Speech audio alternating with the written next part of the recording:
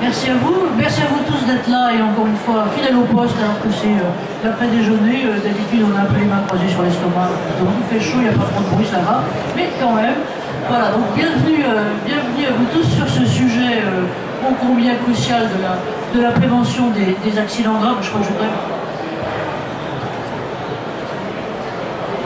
De la prévention des accidents graves et de la sécurité en action.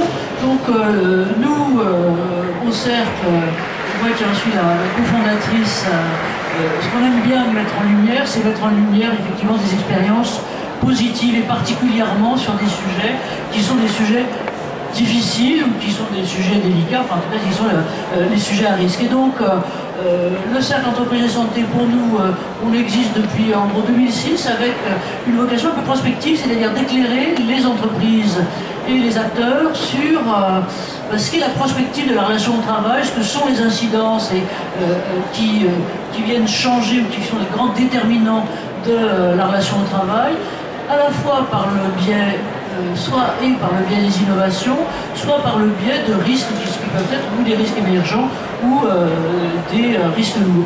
Et donc, on est très heureux d'avoir Quentin Dabuteau avec nous aujourd'hui, d'Aginomoto à Amiens. Donc, on va vous expliquer ce que c'est que Aginomoto. Et puis,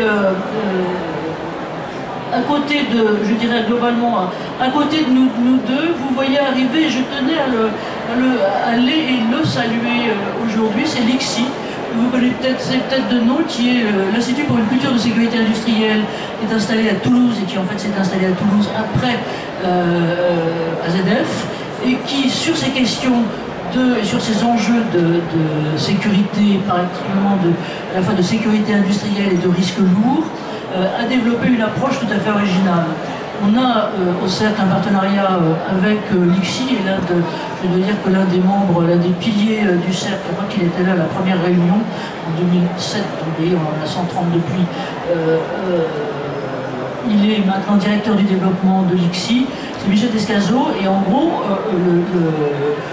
la question d'où on est parti, et d'où est parti l'ICSI, et avec lequel il nous a, je dirais, en gros sensibilisé, c'est qu'en matière de sécurité, il y a finalement une forme de paradoxe, c'est-à-dire qu'à la fois, on a, si on prend le trend de 10 ans, vous voyez, là c'est la courbe en noir que vous voyez là, on a une baisse globale très significative des accidents du travail, j'allais dire classique, hélas, mais enfin bref, on en a une baisse tout à fait significative, alors que de l'autre côté, pour les accidents graves et mortels, vous voyez la courbe qui est en gris là, il y a une relative stagnation.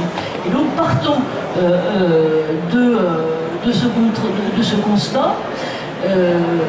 L'ICSI a travaillé, et c'est comme ça d'ailleurs qu'on a rencontré Quentin Dabuteau et Aginomoto. L'ICSI ont travaillé en rassemblant un certain nombre d'entreprises qui sont confrontées dans des activités à risque à des problématiques de ce type, pour regarder à côté du management classique de la sécurité, quels sont les déterminants et les points particuliers sur lesquels il est nécessaire de travailler pour prévenir, pour analyser et prévenir les risques lourds.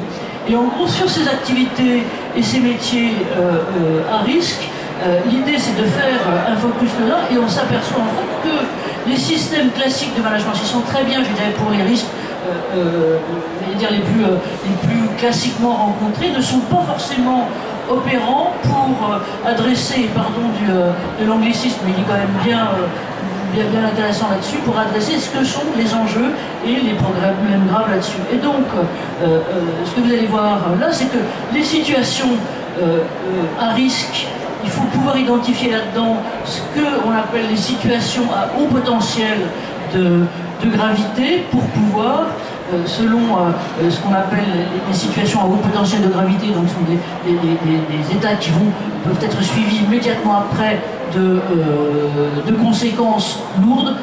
Globalement, qu'est-ce qu'on peut en faire? Et donc vous voyez là, cette pyramide-là, c'est de dire que par rapport finalement à ce que sont la somme des accidents avant d'arriver aux accidents mortels, on peut avoir et on va avoir un certain nombre de types de situations types qui sont véritablement à potentiel de haute gravité, et c'est ça qu'il faut regarder. Donc c'est le fameux système du diamant que nous expliquera tout à l'heure Quentin. Et donc je vous donne encore une fois, si vous voulez, on vous indiquera le lien pour télécharger le manuel qui est très bien fait de l'ICSI là-dessus.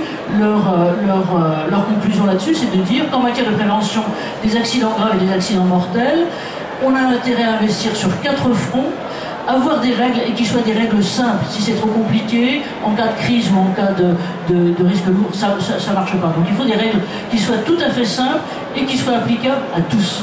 Deuxième truc, c'est systématiquement, et là c'est, j'allais dire, plus on a un site important, et plus c'est important parce qu'on n'a pas que ces seuls salariés, il y a aussi les sous-traitants qui sont là, donc il faut qu'une coopération avec donneurs d'ordre sous-traitants soit particulièrement développée. Donc pareil, Quentin, vous interviewerez là-dessus tout à l'heure. Et puis pouvoir détecter les précurseurs. Qu'est-ce qui est précurseur d'accidents graves et comment est-ce qu'on pilote tout ça. Donc quelques mots